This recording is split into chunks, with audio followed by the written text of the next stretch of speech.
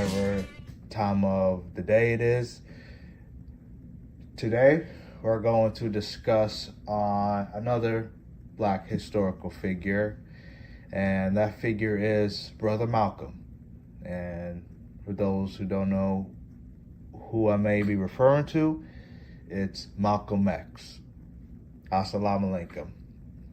And by the way, for those who don't know what that means, it's a greeting in Arabic, which means peace be upon you. The salam is a religious salutation amongst Muslims, just in case y'all didn't know that. Going back to Malcolm X, this guy, without any doubt, was one of the biggest human rights activists during the 1960s, especially during the civil rights movement, primarily on behalf of the Nation of Islam. Now, Malcolm X, he was a bad boy. He stood his ground. He meant what he said what he meant. He backed up his words. He didn't live in fear.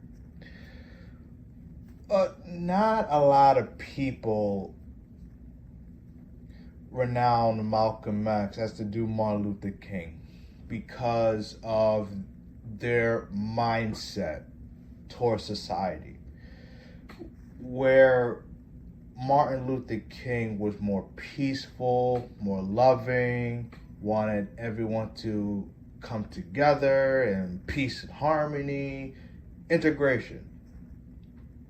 Malcolm X, not that he was necessarily against integration, even though he technically did say that in some way, shape, or form, his mindset was the white man is causing all these problems and we need to lift up our black people.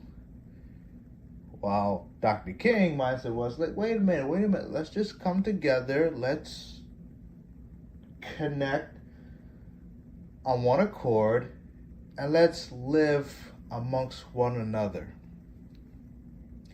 Again, Malcolm X, he was more for black empowerment, and black empowerment within our own community.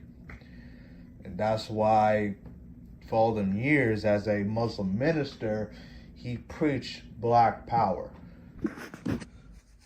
But before we get into Malcolm X wholeheartedly, let me give all of you some facts about Malcolm X, because some of you may or may not know how Malcolm X was prior to entering the Nation of Islam in the early 1950s. First and foremost, he wasn't born Malcolm X.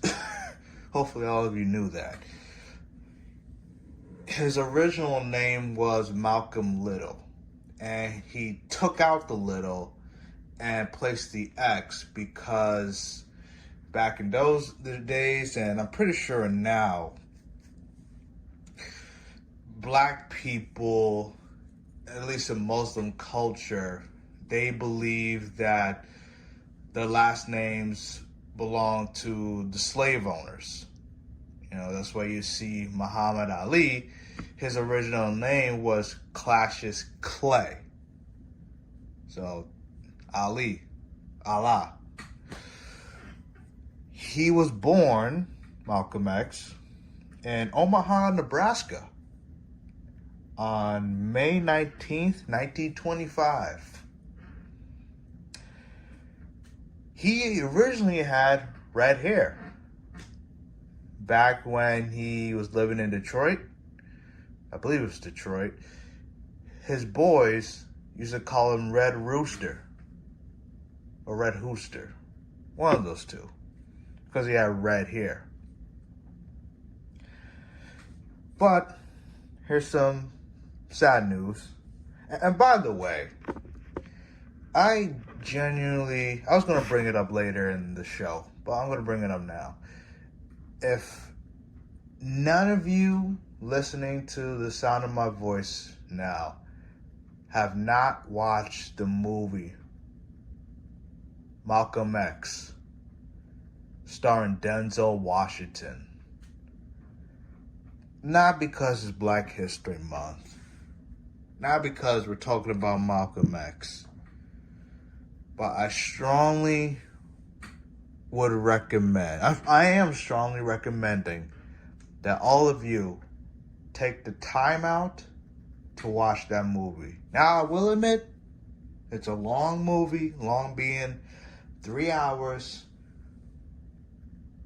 but I guarantee you, if you sit on your couch, and truly watch and listen to the movie, you will have a thriller and a story of a lifetime. I'm not saying that as a black guy. I'm saying that from a story, an autobiography point of view, nonfiction point of view. Just throwing that out there early on. Well, another fact about Malcolm, Mr. X, he was a troublemaker. I mean, this guy was arrested on 3 different occasions in the 1940s, 1930s, late 1930s. And he is known, which is shown in the movie, he spent 6.5 years in jail. The sentencing beginning in 1946 for larceny and burglarizing homes in Boston. And that's actually where Malcolm X started having interest in the Nation of Islam. And then, long story short, after he got released from prison in 1952, he joined the Nation of Islam. And that man. Oh, let me give you some more facts. I got one more fact. 2 more facts, actually. He was such a bad person to people in jail that his cell block mates called him Satan because he would curse God and the Bible. Now, obviously, this is before he joined the Nation of Islam, but that's the type of character he possessed. And because of that, joining the Nation of Islam, and as if you just watch the videos, you read the stories, he was on FBI surveillance since being released from prison. And supposedly he was causing so much turmoil that J. Edgar Hoover said on record, do something about Malcolm X. And those who don't know who J. Edgar Hoover is, he was the former director of the FBI.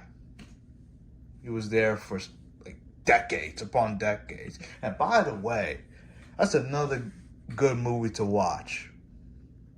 J. Edgar Hoover. And it stars Leonardo DiCaprio. So that's another movie recommendation I'm giving out right now. So Malcolm X. What was so special about Malcolm X? Why is he such a historical figure? Not just a black historical figure, but a historical figure nonetheless. Because he essentially did the same thing Dr. King did. He pushed for black people. He pushed for black empowerment. He wanted black people to be treated the same as white people.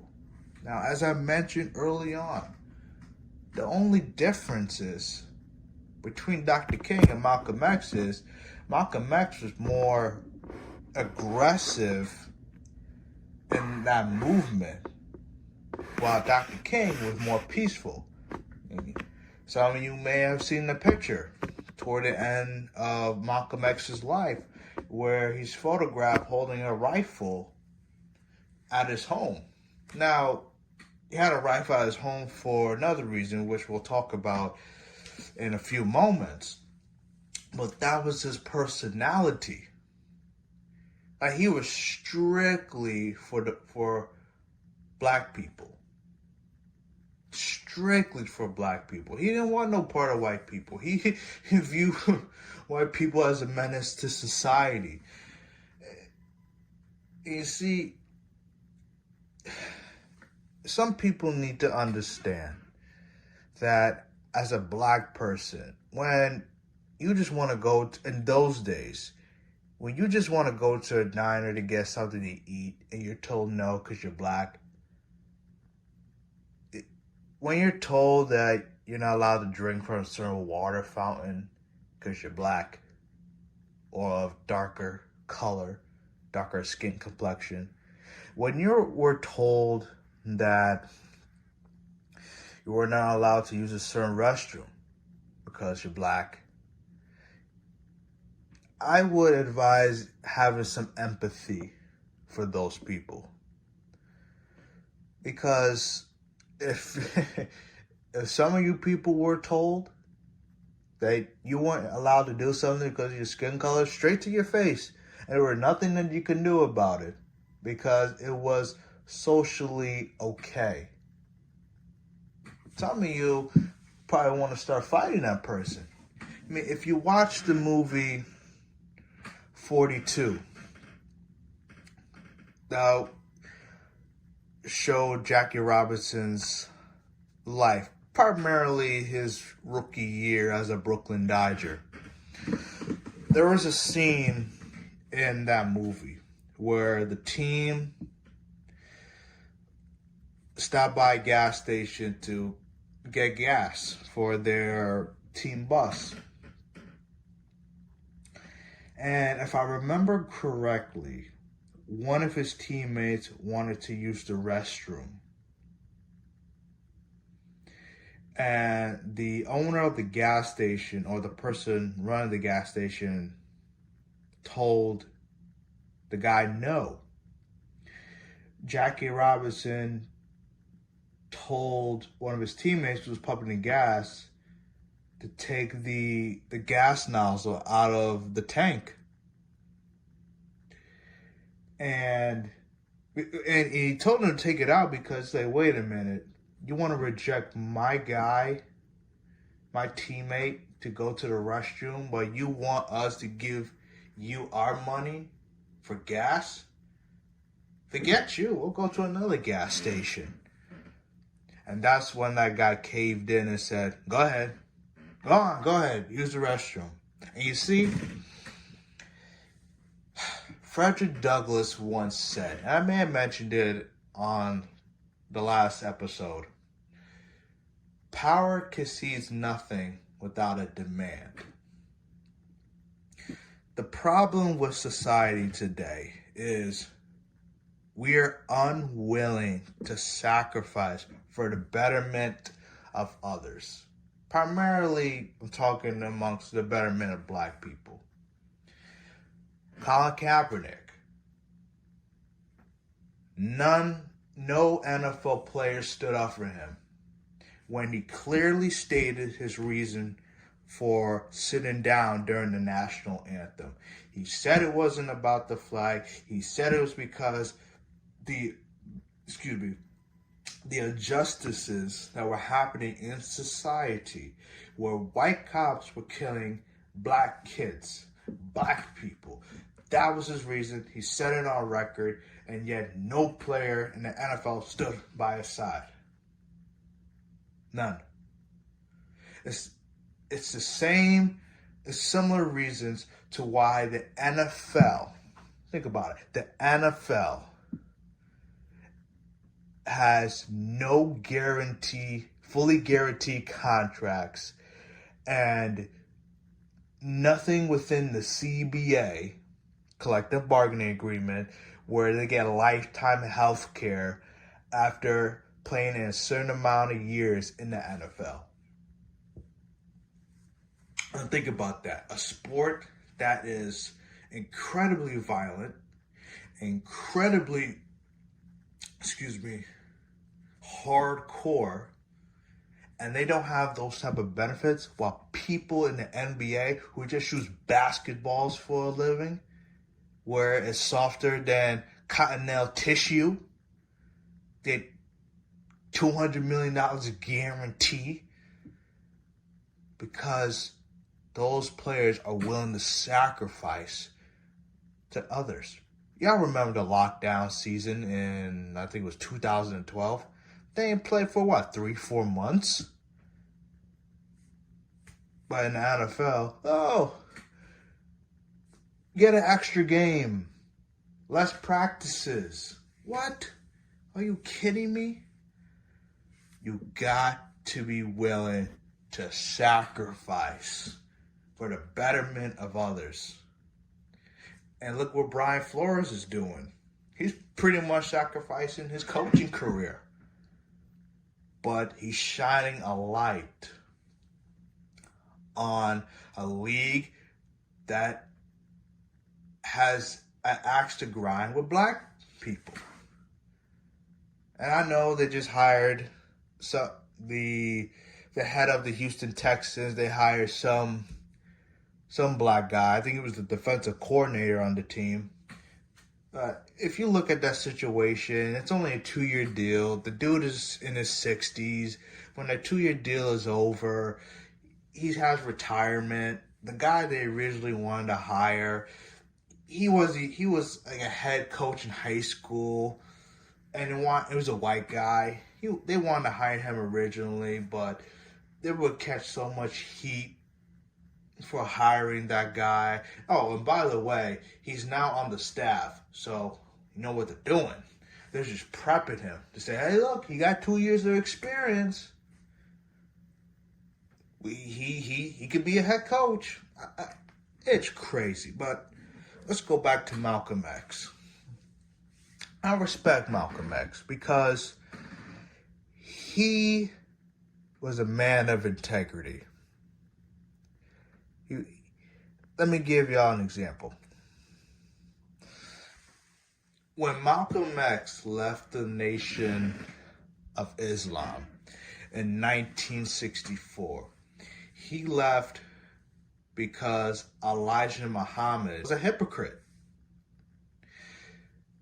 Actually, I got a video for all of you to listen to, and just how integral and non-fearful he was.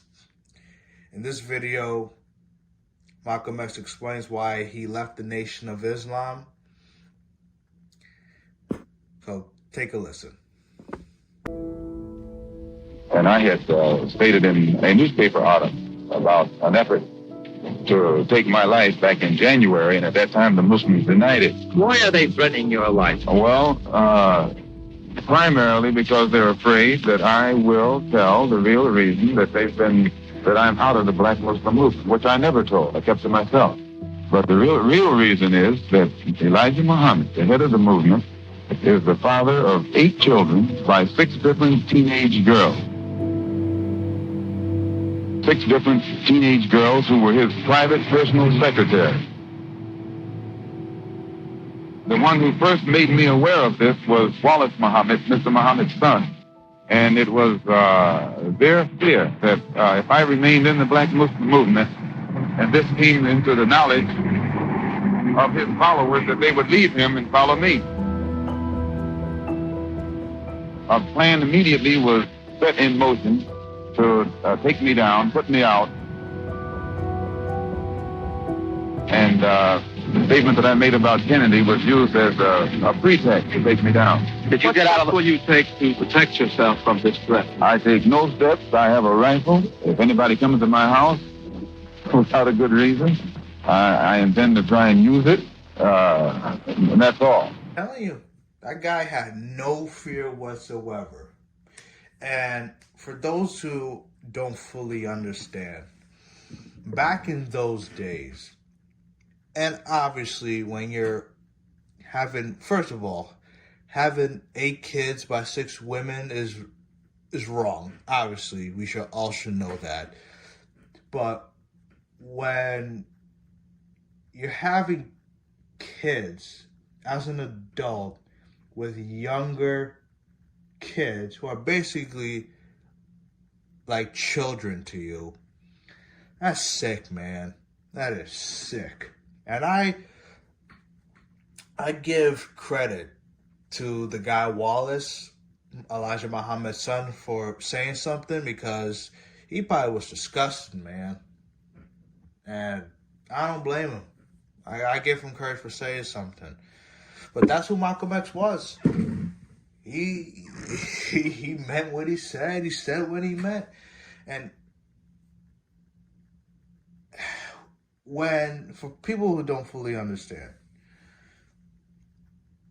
when you were in the Nation of Islam and you went against Elijah Muhammad, especially someone in Malcolm X's position, who was the head spokesman for them for almost a decade, that's an automatic suicide. Because there were many, many Nation of Islam, Muslim people who were loyal to the great Elijah Muhammad. And Malcolm X knew. I deeply believe he knew he was going to get killed at some point. Again, watch that movie, X. Or Malcolm X. I don't remember the exact title. But it's one of those two. Again, it stars Denzel Washington. Watch the movie. It's really good. He knew he was going to get killed at some point. Same as Dr. King.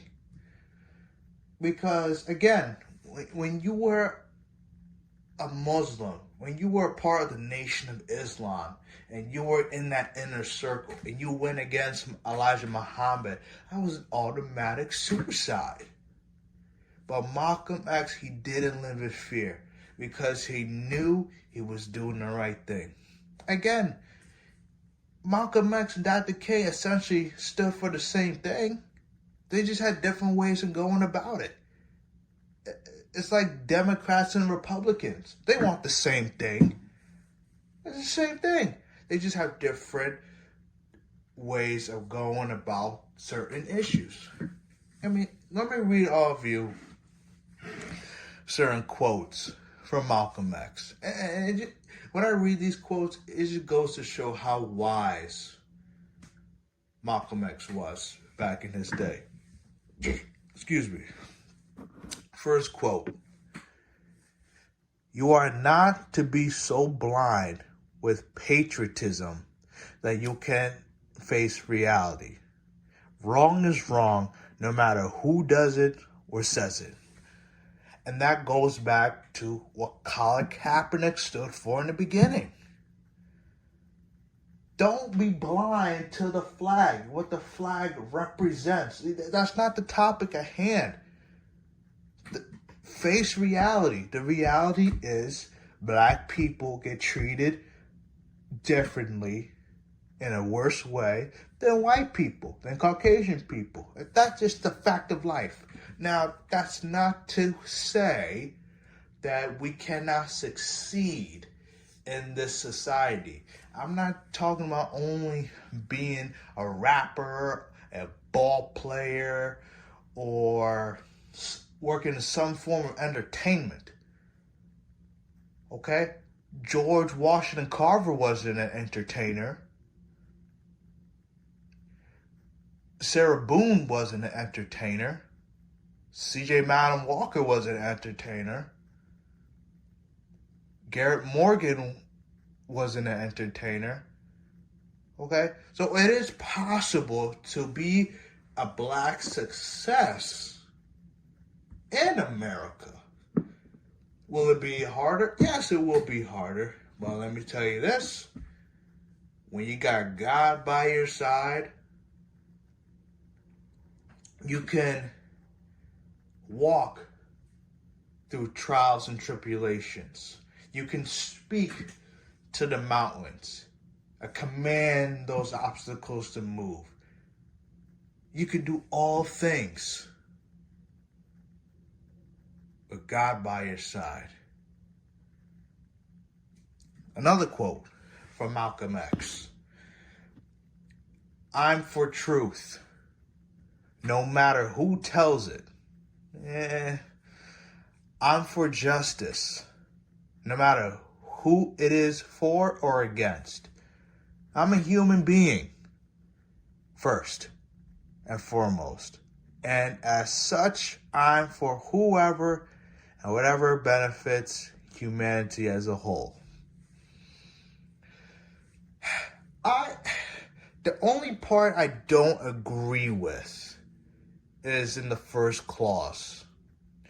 I'm for truth, no matter who tells it. I agree with that I agree with I'm for truth part, but it does matter who tells it. Because say I tell people, you should not be drinking alcohol. And then I go and drink alcohol at the local bar. Then that statement, I'm for truth, looks like complete horse crap, being PG.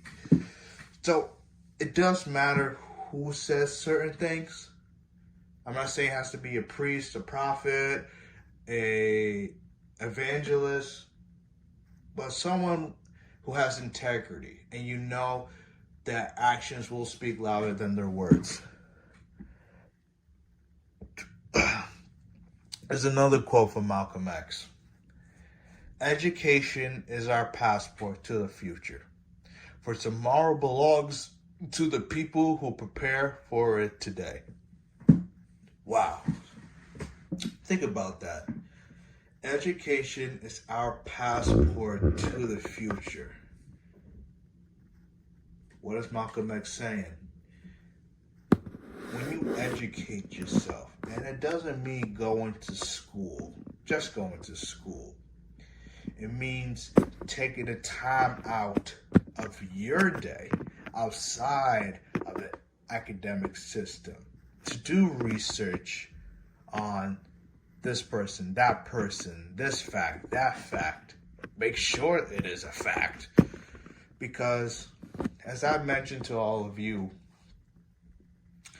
when I was in school, we truly didn't learn about Malcolm X to the extent that I'm discussing him today. We didn't discuss in depth about Dr. King as I did last episode, even though those were the people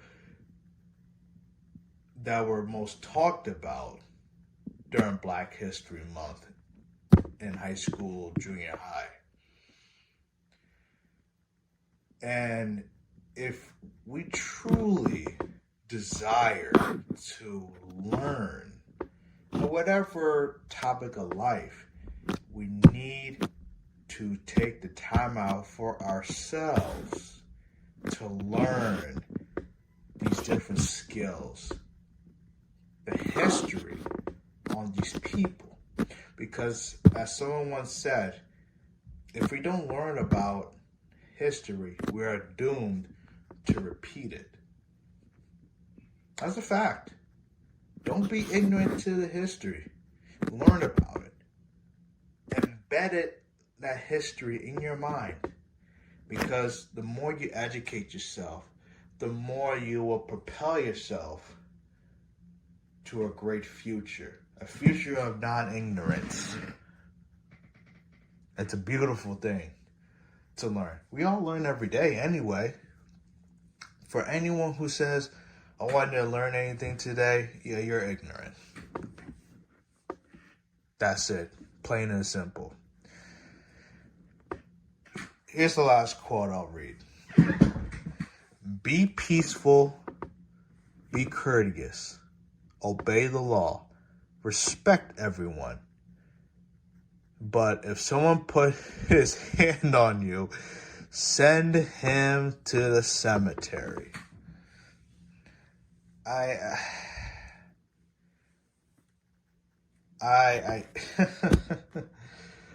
picked it. I'm gonna read another one afterward. I know I said I was gonna read one more, but I saw another quote that I wanted to read. Let's read that quote again. Be peaceful, be courteous, obey the law, respect everyone, but if someone put his hands on you, send him to the cemetery.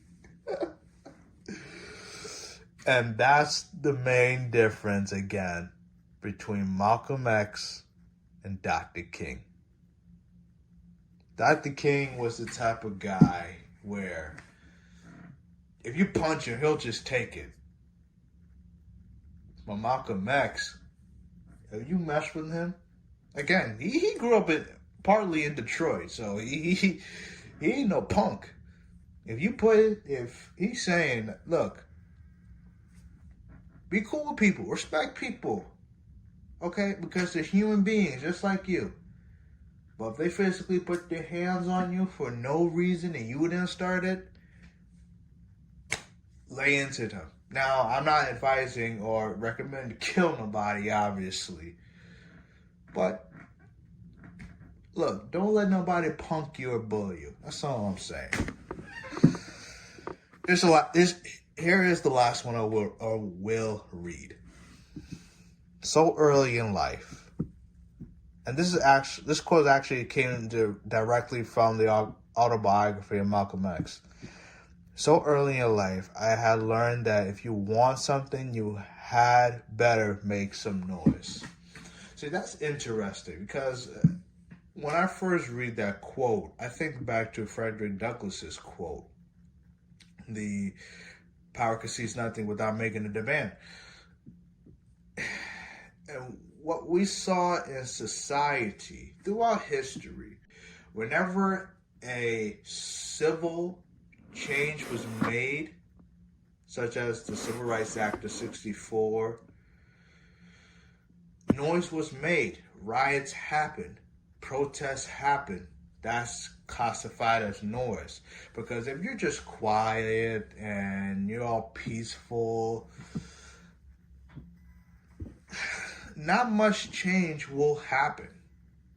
Even with Dr. King, when he protested in Alabama in 62, 63, he was very peaceful, but the presence of all those people, that was physical noise, especially the 200,000 people in Washington in 1963,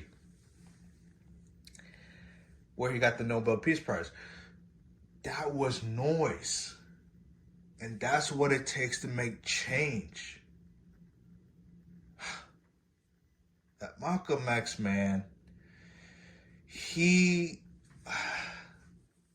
I don't know what else more to say about it. He was a very impactful man, and I believe that he doesn't get enough love and credit as a Dr. King because of his approach to the black culture, black society, human rights activism. So, with that being said, here's what I advise to all of you. Again, watch the movie Malcolm X, starring Denzel Washington. It's a great movie. Oh, and another thing, I would recommend watching the movie Selma.